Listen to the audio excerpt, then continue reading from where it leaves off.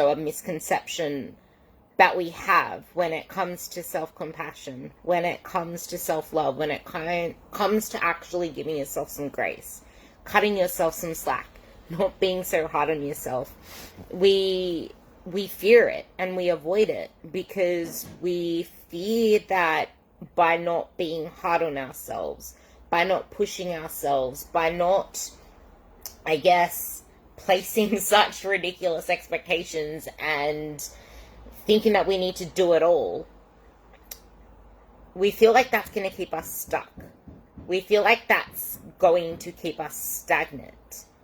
But in actual fact, it is doing those things that is what makes you a high performer. It's what actually gets you to where you want to be.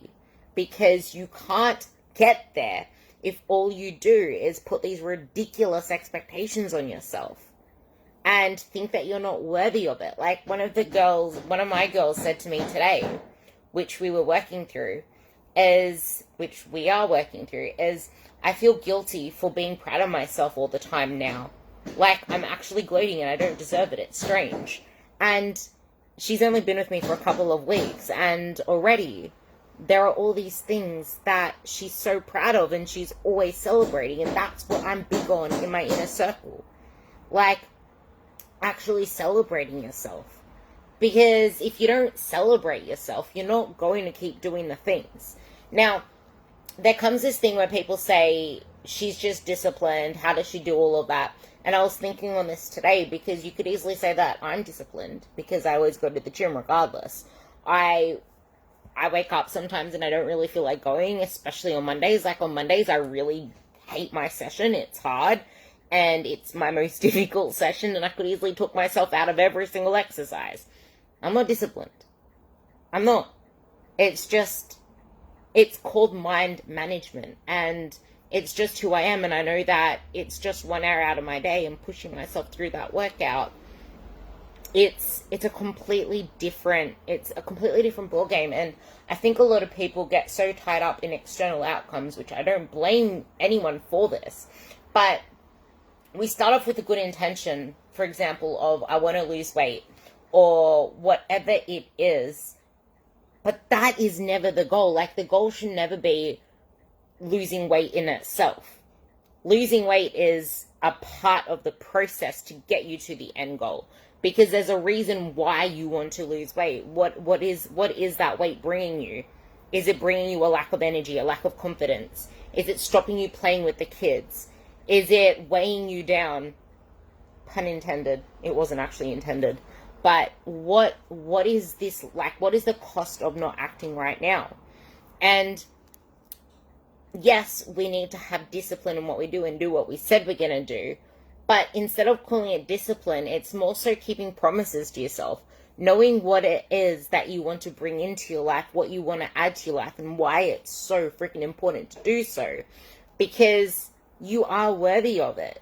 And if you don't actually believe you can do it and believe you can change and believe that your mindset is not freaking fixed, like fixed growth mindset, if you don't believe it, you're never going to achieve it. And once you get so tied up in just chasing outcomes, all of a sudden you lose life. You lose the actual reason why you're doing this. And it starts to take away from your life, because I speak about this in so many of my podcasts. That's what it did to me.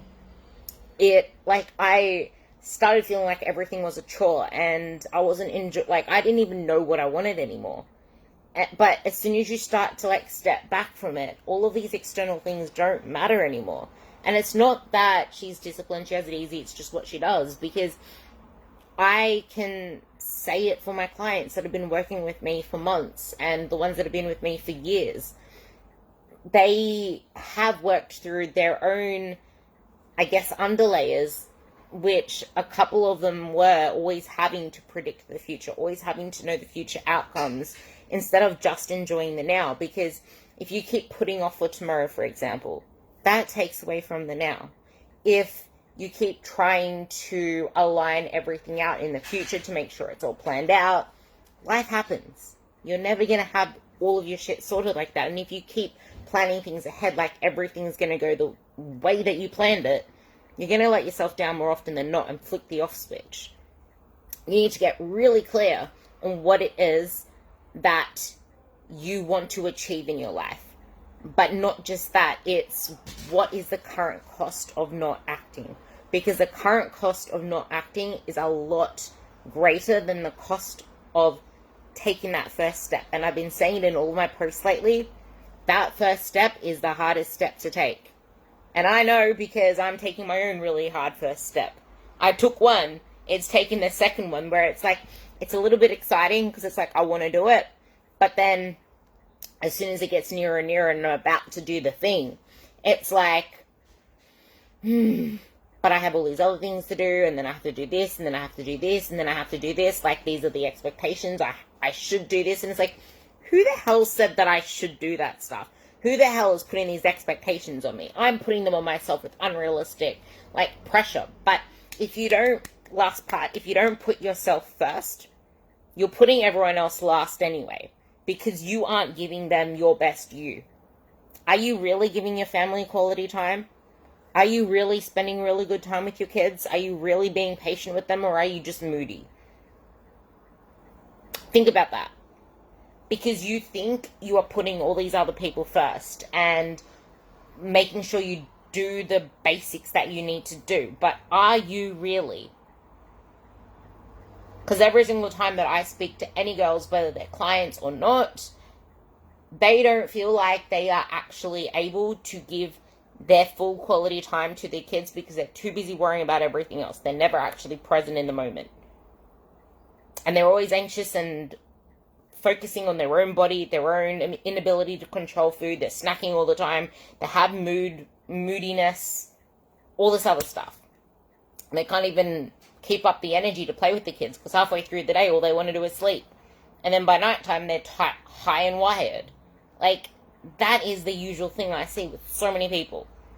But by you putting yourself first, yeah, that was you, Olivia. Like, Olivia, she was the exact same. Tired for half the day, and by the time it comes nighttime, I can't go to sleep. And then you have shitty sleep. And then because you have shitty sleep, you have a shitty day. And because you have a shitty day, you eat like shit. And then because you eat like shit, you perform like shit. You feel like shit. Your brain turns to shit. I was going to say mush, but I just wanted to keep the theme. But think about that. Because that is where your power lies. And it's not in trying to avoid that stuff. It's in getting a clear vision of what it is that you want to start creating and why it means so much to you. If your kids mean a lot to you, get clear on that. Because by you putting yourself last, everyone else comes last anyway. Because whatever you're experiencing now isn't going to stay the way it is. It's going to get worse. Especially because it impacts your gut. Because what you eat, what you think, impacts your gut. And then your gut impacts what you eat and what you think. And then it turns into a whole systemic inflammation. Because stress is inflammatory. Chronic, high stress. Short-term stress, that's fine. That's like training at the gym. That's a stress. That's a good stress. But over time, your body takes the toll. Your body takes the toll. So remember that.